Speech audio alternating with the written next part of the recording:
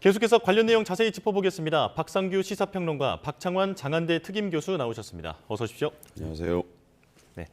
자, 먼저 헌재 얘기부터 해보겠습니다. 윤석열 대통령이 지금 출석 요구, 재판 서류 수령에 계속해서 무대응으로 지금 일관하고 있는 상황인데요. 자, 헌재가 이제는 서류를 받은 것으로, 송달한 것으로 간주하겠다라고 지금 얘기를 하고 있는데 오늘 결정이 나올 것 같습니다. 어떻게 전망하십니까?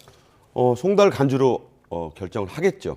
이미 네 가지 방법으로 서류를 전달했고, 예. 그런데도 이제 뭐 인편 전달도 안 받고 인터넷 송달에 대해서도 답이 없고, 그러니까 이제 헌재로서는 결정할 수 있는 그 방법을 다 했기 때문에 예. 이제는 오늘 아마 재판관 회의를 열면 결정을 할 거로 봅니다. 자, 이 부분에 대해서 이제 여러 전문가들이 말하기를 이것이 윤 대통령 측의 재판, 심판 대응 전략이다라고 얘기를 하는데 제가 보기에는 뭐 명백한 지연 전략인 것이고요. 예. 축구에 비유하자면 이게 침대 축구를 하고 있는 건데 이게 국민들이 보시기에는 당연히 비판의 소지가 많습니다. 하지만 윤 대통령 측의 입장에서 볼 때는 석동현 변호사를 통해서 얘기를 했듯이 아직 준비가 되지 않았다. 변호인단 구성도 그렇고 여러 가지 측면에서 시간을 제시된 시간에 맞출 이유가 없다고 보는 것 같아요. 예. 비난을 감수하고라도 시간을 좀 끌겠다. 그런 뜻이 있고 심판이 이제 시작되는 것은 송달을 결정하고 그냥 시작할 수 있어요. 재판도 마찬가지로 그렇게 하는 건데 그렇게 될 경우에 윤 대통령 측에서는 변호인단이 참석하지 않는 방식으로 27일 재판 첫 준비기를 무산시키는 전략을 또 쓰지 않을까. 예. 제가 이런 말씀을 드리는 이유는 팩트는 그렇게 전개가 될 텐데 국민 여론은 당연히 좋지 않죠. 이것에 대해서 하지만 지금은 국민 여론을 고려할 시기가 아니라 본인이 설정한 어떤 그 전략, 심판 전략에 맞추겠다는 뜻이기 때문에 이런 침대 축구 피파가 승인한 바가 없어요. 네. 하지만 뭐 그게 불법이라는 얘기도 없으니까 좀 더 끌고 가겠다. 아마 이재명 민주당 대표 측의 재판 지연 전략을 닮아가는 그런 모습을 지금 보이고 있습니다. 예, 알겠습니다. 자, 지연 전략을 쓰고 있다라고 정리를 해볼 수 있을 것 같은데요. 자, 교수님께는 지금 공수처의 소환 통보에 대해서 질문을 드리겠습니다. 지금 공수처가 25일, 그러니까 크리스마스에 최후 통첩이다라고 얘기를 하면서 소환을 통보한 상황인데 윤석열 대통령이 과연 여기에 응할지도 지금 미지수입니다. 체포영장까지 고려하고 있는 것으로 알려졌는데 어떻게 전망하십니까? 네, 뭐 사실상 체포영장 발부가 시간 문제 아니냐 이렇게 보입니다. 뭐 앞서서 헌법재판소의 송달을 수령 거부를 한 이야기를 해주셨는데 예. 그 이전부터 사실은 출석 요구서 수령을 거부해 왔었습니다. 뭐 시간 끌기, 침대 축구 많은 얘기가 나왔지만 국민들이 분노하는 지점은 하나예요. 본인이 계엄과 내란을 갖다가 발동을 할 때는 그리고 그걸 갖다가 실시할 때는 헌법 질서나 사법 체계를 깡그리 무시했습니다. 그런데 본인이 정작 피의자가 돼서 수사를 받고 또 헌법재판소의 탄핵 심판을 받으라고 그러니까 예. 그때는 헌법 질서와 우리나라 대한민국의 헌법 체계와 사법 질서의 시스템 안에 숨으려고 합니다. 변호사가 선임되지 않았다는 명분을 가지고. 예. 그러면 계엄이 선포가 되고 그리고 선관위 직원 국회의원들의 출입을 막을 때는 그럼 변호사를 선임할 시간을 줬습니까? 말이 안 되지 않습니까? 예. 뭐 그런 점에서 이게 불법이냐 아니냐를 떠나서 우리나라의 대한민국의 헌법 체계와 사법 질서 시스템이 단호하게 대응해야 된다. 대통령이 이렇게 법과 질서를 무시하는 행동에 대해서 계속 수수방관하고 시간을 계속 주면은 대한민국의 다른 법법자들도 대통령도 이러는데 뭐 이런 정말로 대한민국이 굉장히 오점으로 남을 가능성이 있기 때문에 저는 국민의 요구에 부응하는 것뿐만 아니라 헌법 체계와 사법 시스템이 살아 있음을 피의자 윤석열에게 단호하게 행동을 통해서 보여줄 필요가 있다 이렇게 봅니다. 예. 자, 또 하나의 법적 쟁점이 지금 하나 발생했는데 민주당이 윤 대통령 측의 이 변호인단에 지금 참여하고 있는 것으로 알려져 있는 석동현 변호사를 내란 선전 혐의로 고소했습니다. 그러니까 체포의 채차도 꺼낸 적이 없다라는 식의 그런 여러 가지 발언들을 기자들 앞에서 했다라는 건데, 자, 그런데 이제 석 변호사 측은 이재명 대표 등을 오늘 무고죄로 맞고소하겠다라고 하더라고요. 어떻게 보고 계십니까? 법적인 공방을 벌이고 있다고 저는 봅니다. 예. 석 변호사는 아시다시피 윤 대통령의 45년 뭐 직이다 이렇게 알려진 사람이어서 본인이 어쨌든 그 제가 보기에 뭐 변호인단으로 정식 선임된 바가 없어요. 그렇죠. 근데 지금 변호인단이 구성도 안 됐잖아요. 심판이 시작하기 전에 정식으로 선임계를 내고 하는 건데 본인이 변호인단 입장에서 얘기한 것이 아니고 절친이자 직위의 입장에서 사실상의 대언론 공보 담당자라는 그런 타이틀도 없습니다만 그런 입장에서 내신 외신 기자회견을 했고 또 여러 가지 면에서 입장을 밝히고 있는 건데 이것을 하나의 PR로 볼 수 있고 홍보로 볼 수 있는 건데 이거를 무슨 내란의 선전 혐의까지 씌워서 고발을 하니까 예. 본인은 아니 아무런 법적인 그런 그 근거가 없이 지금 자연인의 입장에서 이것을 하고 있는 것인데 이렇게 하니까 본인도 역시 변호사 아니겠습니까? 예. 그러니까 이거는 나를 무고하는 거다라고 맞고소를 하는 거예요. 예. 그러니까 그게 다시 한번 말씀드리지만 옳다 그르다의 문제가 아니라 아니 좀 무리하는 거 아니냐. 그러니까 이제 민주당은 한껏 석동현 변호사가 한 말, 특히 체포의 채자도 꺼내지 않으면 안 왔다. 뭐 이런 말 자체에 굉장히 불쾌한 거죠.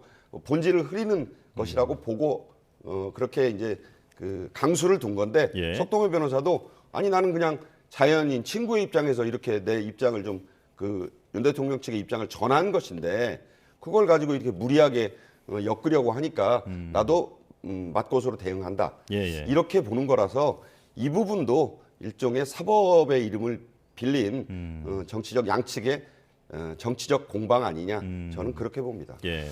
교수님 이게 국민 입장에서 보면 사실 지금 공식 변호사 선임이 되지 않은 이제 평론가님께서도 말씀하셨지만 자연인 신분으로 지금 이런 어떤 법적 대응까지 벌이고 있는 상황 아닙니까? 좀 혼란스럽긴 한데 어떻게 보십니까? 간단해요. 계엄은 끝났지만 계엄을 빌미로 해서 시작된 내란은 아직 끝난 게 아닙니다. 그러니까 국민과 야당이 분노하는 지점이 바로 이거예요. 계엄은 국회가 3분의 2가 찬성을 해서 계엄을 갖다가 과반이 찬성을 해서 계엄은 분명하게 2시간 만에 끝났습니다. 하지만 계엄은 명분이 졌을 뿐이고 실질적인 내란은 헌정 국헌 문란이거든요. 대한민국의 국회와 헌법기관인 선관위 이런 예. 데를 마비시키고 또 언론을 장악하고 뭐 이러려고 했던 시도들인데 거기 지금 매일매일 수사를 통해서 지금 새롭게 계엄 계획과 내란 계획에 대해서 참여했던 인물들이 매일매일 새롭게 밝혀지고 있습니다. 뭐 정보사 같은 경우에는 전 정보사령관이 민간인 아닙니까? 예. 민간인에게 현역 군인이 지휘를 받아서 내란을 시도했던 혐의가 매일매일 밝혀지고 있고요. 이게 지금 수사를 더 해보면은 내란 특검이 만약에 이제 발동이 되면 다양한 분야에서 과연 계엄 내란에 누구누구가 참여를 했는지 이런 것들을 이제 새롭게 밝혀질 텐데 예. 지금 이렇게 내란 선전 혐의로까지 야당이 소위 말해서 이거 무리한 거 아니냐라고 얘기를 하셨지만 지금 계엄 내란 시도에 참여했던 인물들이 과연 이들밖에 없느냐. 또 이들을 옹호하는 세력이 지금의 이런 국민들의 시위가 잠잠해진 틈을 타서 또다시 옹호하고 비호하는 세력이 활개치는 거 아니냐 이런 부분들을 우려할 수밖에 없는 거고요. 예. 이런 내란과 관련된 옹호나 비호가 일어나지 않도록 당연히 일벌백계를 통해서 가담자들과 또 거기에 가담하려고 하는 그런 세력들에 대해서 일벌백계의 국민의 철퇴를 가하는 것이 저는 민주당과 야당의 임무라고 봅니다. 예, 지금 이러한 여러 가지 어떤 혼란이 벌어지고 있는 상황 자체가 지금 내란 상황이 지속되는 것으로 볼 수 있다라고 좀 지적을 해주셨는데요.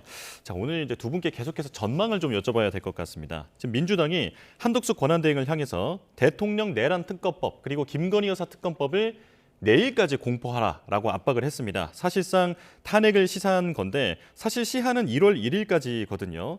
그렇다면 이제 결정을 민주당의 얘기를 따른다고 보면 오늘까지 결정을 해야 할 것 같은데 어떻게 될 거로 보십니까? 축구로 치면은 뭐 혼자 들어가서 경기하겠다는 거죠. 뭐 10골을 넣어도 됩니다. 20골을 넣어도 되고. 과연 그러나 그런 식의 무리한 일방 통행이 국민들이 또 받아들일 때 그렇고 일단 적법 절차가 아니에요.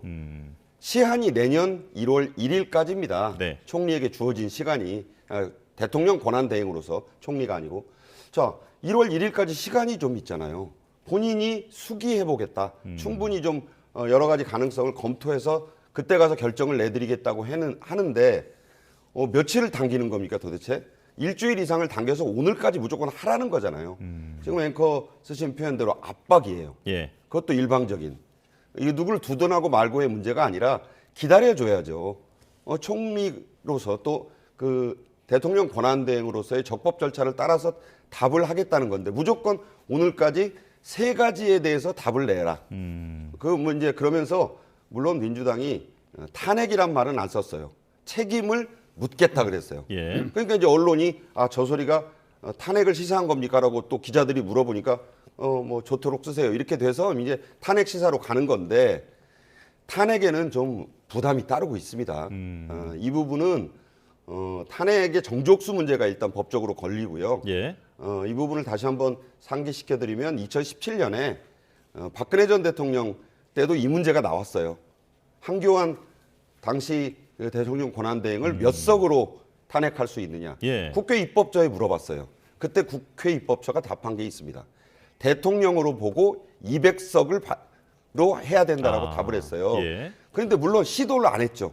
그러니까 그때 당시에 물어보고 답한 내용만 남아 있는 거예요. 근데 민주당은 그렇게 보지 않고 151석이다. 총리니까. 라고 하는데 그렇게 해서 설사 탄핵을 한다 한들 이 부분에 대해서 국민들은 또 어떻게 보실 것이며 그러면 탄핵된 걸로 보고 민주당이 일방적으로 국회를 그냥 끌고 갈 겁니까? 전국을? 그렇게 하기에도 부담이 있고요. 예. 그리고 그 조태열 외교장관이 블링컨 미 국무장관하고 그 통화를 했는데 한덕수 권한대행 체제의 현재의 한국 정부 그 정부란 표현을 쓰지 않고 체제라고 했는데 예. 곧 대면 고위급 대화를 하겠다. 한덕수 권한대행은 주미대사까지 하고 우리를 잘 아니까 우리는 전적으로 지지한다. 이런 얘기를 했잖아요. 예. 그런 부분에서 한국의 국내 문제이기는 합니다만은 한대행을 또 탄핵을 야당이 했다. 그러면서 그럼 누구와 우리의 한국의 파트너냐? 예. 이런 문제도 그 민주당으로서는 지금 절대 야당 다수당으로서 좀 책임 있는 정치를 한다고 했을 때 돌아보지 않을 수 없기 때문에 물론 뭐 원내대표는 그렇게 얘기합니다. 박 원내대표는 차순위자가 있지 않느냐. 물론 그게 이제 최상목 경제부총리를 얘기한 건데 그런 네. 식이면 최상목 경제부총리가 말을 안 들으면 그 다음 뭐 이주호 교육부총리로 가겠다. 뭐 이런 식의 이제 프로세스를 보여주는 건데 예. 그게 제가 누누이 말씀드리지만 민주주의는 수기 정치인 거고요. 상대가 있는 거예요.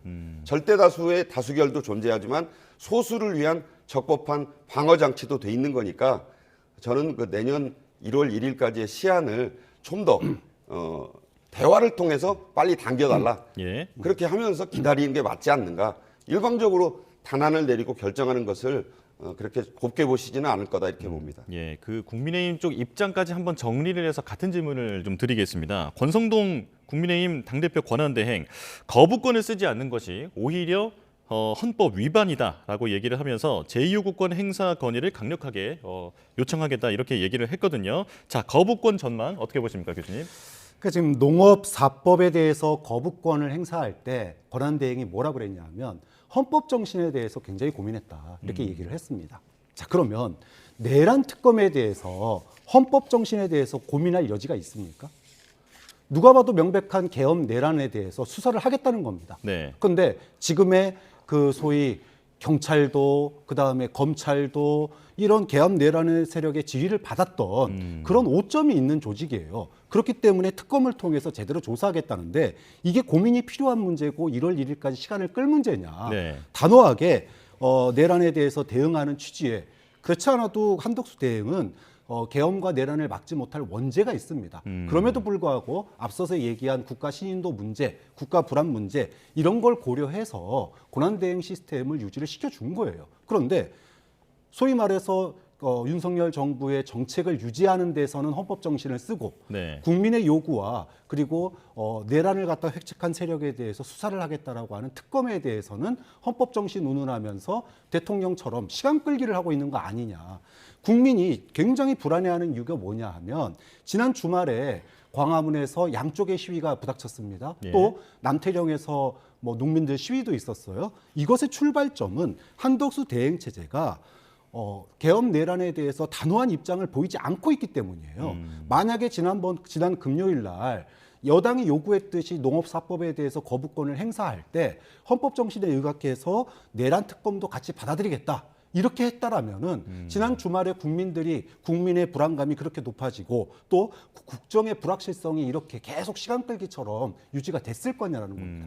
그런 예. 점에서 한덕수 대행 체제는 헌법 수호, 그다음에 국민의 불안감 해소, 그리고 국정의 불확실성을 갖다가 해소하기 위해서 빠른 시간 내에 헌법재판관 임명, 그리고 내란 특검 수용, 이 부분을 갖다가 입장을 밝힘으로써 대한민국의 소위 사법 체계와 헌법 정신의 시계를 갖다가 국민의 불안감도 줄이고 불확실성도 해소하는 이런 결단을 내려야 된다. 그렇지 않으면 한덕수 대행 체제가 지난번 대통령이 계엄 내란을 펼칠 때 막지 못한 것처럼 예. 국민의 불확실성과 불안감을 갖다가 끝끝내 해소하지 못하고 더 큰 혼란으로 갈 수 있기 때문에 지금이라도 저는 당장 오늘이라도 한덕수 대행이 결정을 해야 된다고 봅니다. 예, 지금 그 부분을 제가 볼 때는 아마 한덕수 대행은 내년 1월 1일까지 그러니까 12월 31일까지 이걸 다 예. 끌고 갈 생각은 아닌 것 같아요.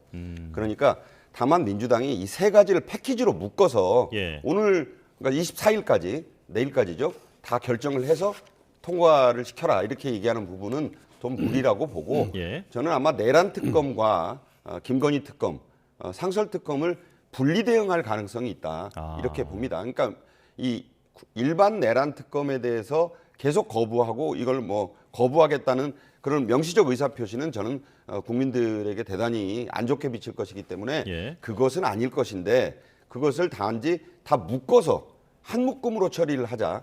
그와 더불어서 지금 헌법재판관 3인 추가 임명도 해라. 뭐 그렇게 해서 어떻게 보면 3+1 패키지예요. 그렇게 묶어서는 안 사겠다는 겁니다. 네. 그러니까 소비자를 빌어서 말씀을 드리자면 그중에 필요한 것을 하겠다. 그렇게 말은 안 했지만 아마 오늘 중에 여야 원내대표의 협의가 있거나 하면은 그렇게 분리 대응하지 않을까 예. 생각합니다. 뭐 둘 다 거부는 아니라 분리 대응을 할 가능성까지 언급을 해주셨는데요. 어떤 입장이 나올지는 조금 더 지켜보도록 하고요. 자, 앞서서 교수님께서 시간 끌기를 지적을 해주셨는데 오늘 헌법재판관 인사청문회도 시작됩니다. 자, 그런데 이제 민주당은 이번 주 내에 절차를 끝내겠다라는 입장이고 국민의힘은 권한쟁의 심판 카드를 꺼내들 것으로 보이더라고요. 어떻게 보고 계십니까? 뭐 권한쟁의를 하든 말든 그거는 뭐 여당의 선택의 몫입니다. 권한쟁의 하겠다는데 그걸 누가 막겠습니까? 자, 그런데 여당이 생각해 볼 지점이 있어요. 국민의힘이 지난 탄핵 때도 그랬고 계엄 해제 때도 그랬고 국민들의 요구를 갖다가 거부하면서 무시하면서 자신들의 당리 당략에 따라 가지고 계엄 해제도 적극적이지 않았고 탄핵에 대해서도 당론으로 거부를 했던 당이 지금 또다시 이런 그 권한쟁의 심판을 하겠다라고 하는 것은 윤석열 대통령과 같이 시간 끌기에 나서겠다는 것에 다름이 아니다. 예. 국민들은 지금 그렇게 바라보고 있습니다. 아니 국민의힘이 계엄과 내란을 옹호한 것을 떠나서 국정 혼란의 시기를 갖다가 무한정 늘리겠다라고 하는 거예요. 지금 대한민국에서는 계엄 내란 사태에 대해서 국민들이 길거리에서 응원봉 들고 시위했던 이걸 보면서 와, 대한민국이 정말 세계의 민주주의를 선도하고 있구나라고 그랬는데 정치권에서 나서서 그런 국민들의 열망, 요구, 주권자인 국민의 명령을 갖다가 거스르면서 법적인 소위 사법 시스템 안에 자신들의 당리 당략을 갖다가 숨기고 있는데 이런 부분들이 과연 국민들에게 어떤 선택을 받을 것인가? 결국은 저는 역풍을 맞을 수밖에 없다고 봅니다. 예. 물론 뭐 따질 건 따져야 된다라고 말씀하실 수 있어요. 하지만 따질 것 따지는 것도 헌법 수호라고 하는 큰 틀을 유지하면서 해야 됩니다. 만약에 국민의힘이 계엄 해제에 대해서 적극적이었고 탄핵도 불가피하다. 이거는 뭐 계엄과 내란은 이건 있을 수 없는 일이다라고 찬성을 하고 그러면서도 법적으로 따질 건 따지자 이러면서 예를 들어 지금 헌법재판관 임명 문제라든지 이런 걸 했다 그러면은 매를 덜 맞을 겁니다. 하지만 이건 누가 보더라도 계엄과 내란을 옹호하거나 또는 비호하거나 이런 뉘앙스가 묶이는 가운데 지금 윤석열 대통령과 마치 이런 2인 삼각 경기를 펼치듯이 시간 끌기를 하는 모습은 오히려 국민의 역풍을 맞을 수밖에 없다 그렇게 보는 거죠. 예, 예. 이 헌법재판관 좀 짧게 부탁드리겠습니다. 예. 인사청문회는요. 원래 1+1+1이에요. 한 사람은 여야 합의로 선출하게 돼 있습니다. 네. 물론 추경호 원내대표가 이전에 이거를 합의를 해줬다고 하는데 그 당시에도 합의가 됐다라기보다는 민주당이 거대 의석을 앞세워서 2대1로 한 거예요. 그러니까 한 사람을 여야가 합의해서 임명하자라고 했는데 민주당이 거부하고 숫자로 지금 밀어붙이고 있는 겁니다. 더욱이 두 사람을 오늘 오전과 오후로 하겠다는 거잖아요. 예. 누누이 말씀드리지만 KBS 사장 같은 사실상의 민간인 또 뭐 방통위원장 이진숙 씨 같은 경우에 뭐 3일씩 했어요. 근데 한 사람은 점심 이전에 끝내고 한 사람은 저녁 이전에 끝내고 국민의힘 추천 변호사는 하루 따로 하겠다. 이것도 모양이 사납잖아요. 그리고 그 지금 특위위원장도 정점식 국민의힘 의원이 안 하겠다니까 긴급히 또 박지원 의원 투입해가지고 민주당이 일방적으로 하는 청문회예요. 그렇게 한 뒤에 27일 날 다 임명하라고 하고 있어요. 자, 민주주의는요.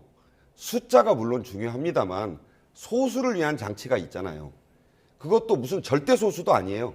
108석이면 작은 의석은 아닙니다. 예. 그쪽 얘기도 좀 들어가면서 합의에 의해서 진행을 해도 될 것을 날짜를 그냥 무슨 그 못 박듯이 이렇게 해가지고 무조건 27일 날 하고 임명도 해라. 자, 이게 자꾸 오만하게 비칩니다. 예. 너무 급한 건 알겠는데 시가 급할수록 돌아가란 말이 있어요. 바늘은요 절대 허림에서 못 씁니다. 자꾸 빠집니다. 예. 그런 점을 좀 지적하지 않을 수 없습니다. 알겠습니다. 자, 지적하신 대로 좀 합의가 좀 원활하게 이루어졌으면 좋겠는데 또 안건이 하나 있죠. 지금 국정안정협의체 결국 여당도 참여하겠다라고 밝히긴 했습니다. 자, 그런데 국민의힘은 원내대표들이 참여하는 게 맞다. 민주당은 아니다. 당대표급이 들어가야 한다라고 주장하고 있는데 교수님, 일단 민주당이 왜 당대표급이 들어가야 한다라고 주장하고 있는 건가요?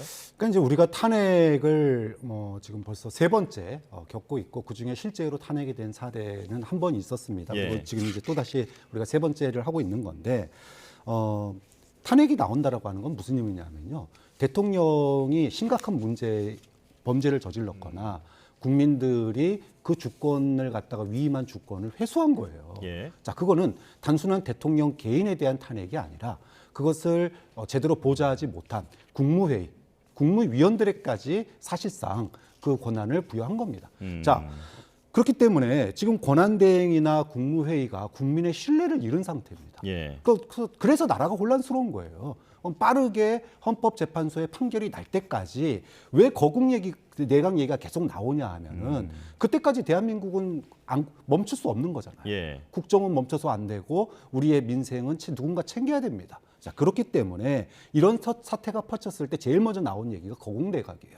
그러면 지금의 국무회의가 국무위원들이 거국내각에 준하게끔 행동을 하면 이런 얘기가 안 나오겠죠. 예. 그런데 지난번 계엄 내란 때도 국무회의가 국무회의 역할을 못했습니다.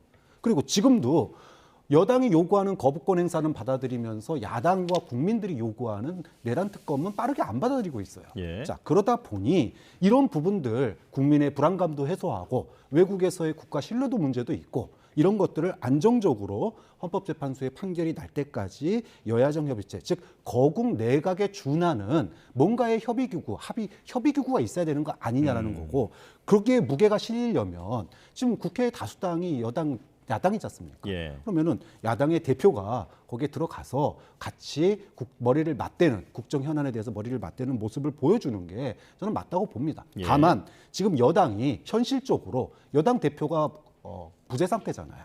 대행 상태입니다. 네. 자, 그러면 다른 데는 다 대행인데 일당 170석이 넘는 민주당만 당 대표이니 급은 대표급으로 하되 실질적인 운영은 원내대표가 하는 것도 저는 방안일 수 있겠다. 다만 여기에 들어갈 때는 저는 출발점은 공유는 분명히 해야 된다고 봐요. 예. 계엄 내란에 대해서는 엄단한다. 이런 부분들에 대해서 둥지가 모인 상태에서 모여야지 계엄 내란이고 할 수 있는 거 아니야라는 만약에 그런 사람들이 이 안에 포함되어 있다면은 그거는 뭐 대화를 하나 안 하겠죠. 좀 그런 쯤에서 이 여야정 협의체가 무게감을 갖기 위해서는 그리고 국민들의 불안감을 해소하기 위해서는 대표급이 들어가는 게 원칙적으로 맞다 그렇게 봅니다. 예. 저는요 예. 이 부분도 이재명 대표가 들어가게 되면 누가 봐도 차기 만약 조기 대선을 전제한다면 가장 유력한 대선 후보잖아요. 그래서 이재명 대표가 들어가면 이 여야정 협의체는 이재명 협의체로 보이는 거예요. 예. 끌고 가는 거죠 다. 자, 그렇게 하면은 누가 봐도 이게 2대1. 그러면 뭐 문제가 여기서 만약에 협의가 안 되면 다수결로 할 겁니까? 그런 것도 좀 생각해 봐야죠. 자, 그래서 우원식 중재안이 저는 타당하다고 봐요. 네네. 그리고 우원식 중재안이 말씀드린 대로 킥오프. 자꾸 축구 얘기가 나오는데 시작할 때는 이재명 대표가 들어가서 사진 찍는 거예요. 그리고 실제로 운영할 때는 원내대표 두 사람, 박찬대 원내대표하고 권성동 원내대표가 실질적으로 끌고 가고, 자, 조만간 국민의힘이 비상대책위원장을 선임하겠다고 하고 있지 않습니까? 예. 그때 비대위원장이 임명되면 대표급이잖아요. 그러면 그때 가서 들어갈 때까지 이재명 대표는 좀 며칠 기다리시든가 이렇게 해서 좀 운용의 묘를 살려가면서 해야지, 그냥 모든 걸 룰 세팅도 우리가 하고, 저 그런 거잖아요. 그 검사가 판사도 임명하겠다, 선수가 심판도 다 지금 정하고 하면 이 경기 자체가 의미가 없어요. 민주주의는 아까 말씀드린 대로 합의와 수기의 그 제도입니다. 예, 예. 그러니까 이거를 힘자랑만 너무 해서는 이 국정 자체가, 그리고 우리가 원하는 국민들이 지금 걱정하시는 부분이 예. 풀리기가 쉽지 않다. 그런 점에서 열어놓고 서로 딴 얘기만 하면서 그냥 얼굴 붉히다가 헤어지고 또 무산되고 하는 그런 국정협의체가 되느니, 힘을 가진 쪽에서 조금 아량을 보이고 기다려주는 그런 묘를 좀 발휘했으면 예. 하는 말씀을 드립니다. 자, 이제 죄송하지만 이제 시간이 많이 없어서요. 조금 중요한 안건이라서 질문을 꼭 드릴 수밖에 없을 것 같은데 이거는 짧게 좀 부탁드리겠습니다. 자, 국민의힘 아까 전에 이제 민주당은 지금 대표가 있는데 국민의힘은 대표가 없다 말씀하시지 않았습니까? 그러니까 지금 국민의힘의 사실상 당 대표 역할을 해야 하는 비대위원장 누가 될 것이냐 전망이 분분합니다. 자, 좀 전망을 들려주실까요? 전망의 의미가 없고요. 빨리 결정이나 했으면 좋겠어요. 아, 예. 참 이 점은 왜 그러냐면, 지금 사실 저당이 무슨 투톱이니 원톱이니 그런 얘기하고 있을 때가 아니에요. 빨리, 그리고 제가 보기에는 지금 이 사태를 초래한 소위 그 계엄 비상사태 해제, 네, 그 당시에 찬성했던 분들이 중진이라는 이름으로 또 이걸 맡겠다고 해서는 국민들이 지금 얼마나 곱지 않게 보고 있습니까? 좀 더 국민들에게 그래도 뭔가 달라지려고 하는구나 하는 모습을 보여야 된다고 봤을 때, 예. 지금 논의되지 않는 분들을 가지고 국민들에게 자그마하게나마 감동은 둘째치고 좀 마음을 풀어드릴 수 있는 인선이 됐으면 좋겠고, 네. 그나마라도 좀 빨리 했으면 좋겠습니다. 빨리 임명해야 한다. 자, 어떻게 보십니까? 뭐 앞서 얘기하신 거랑 비슷합니다. 단일 대오라고 하는 미명하에 계엄 내란을 옹호하는 세력으로 뭉친 듯하게 보여요. 이걸 갖다가 이런 이미지를 가지고 또 그런 모양새를 가지고 계속 원톱, 투톱 누가 되든지 간에 저는 문제 해결할 수 없다고 봅니다. 예. 계엄 내란에 대한 단호한 선긋기, 그걸 통해서 국민에게 대우각성하고 변화하는 모습을 보여주는 당대표가 나올 때까지는 국민의힘은 계속 이도저도 아닌 내란 혼동에 빠질 수밖에 없다. 그런 예. 점에서 계엄 내란에 대한 명확한 선긋기가 새로운 대행 체제의 출발점이 될 수 있다. 비대위의 출발점이 될 것이다. 그렇게 봅니다. 예. 자, 어느 입장이든 일단은 수장이 빨리 정해지는 것이 좀 정치적 불확실성을 줄일 수 있는 길이 아닌가 싶습니다. 여기까지 듣겠습니다. 박상규 시사평론가, 박창환 장한대 특임 교수와 함께 얘기 나눠봤습니다. 고맙습니다.